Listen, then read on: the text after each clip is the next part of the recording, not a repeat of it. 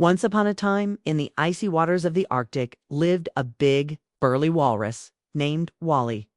Wally had giant tusks, whiskers like broom bristles, and a personality as thick as frozen sea ice. But there was one thing everyone knew about Wally. He was very stubborn. No need to try new things, he'd grunt. "I do things my way."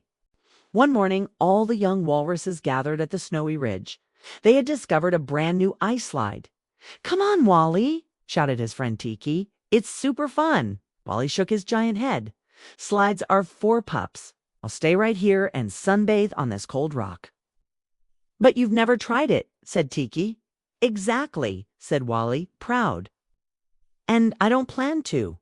Tiki shrugged and joined the others as they whooshed and giggled down the slide. Wally tried not to look, but he did peek. Just a little. Days went by and the ice slide became the talk of the colony. Even the old walruses were giving it a go. Wally grumbled and turned away every time someone invited him. Uninterested, he'd mutter, though his flippers twitched every time he heard the laughter. "Suit yourself," said Nana Walrus. "But sometimes trying something new doesn't make you weak, makes you wise." One evening, a surprise snowstorm blew in.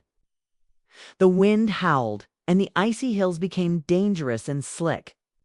Wally, too stubborn to take the usual safe route home, decided to go his usual way right over the ridge. But the path was blocked with deep snow. He slipped, slid backward, and before he knew it, whoosh, he was sliding fast down the icy slope. On his belly, wind in his whiskers, snow in his face. Wah! But then, wee. When Wally reached the bottom, he landed with a splash into a soft pile of snow. He blinked, then chuckled, then laughed. A big walrus belly laugh. Tiki rushed over. "Wally, you tried the slide?" Wally grinned. "Not on purpose, but that was the most fun I've had in years."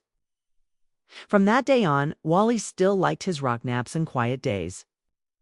But he also tried new things once in a while, even taught little pups how to slide.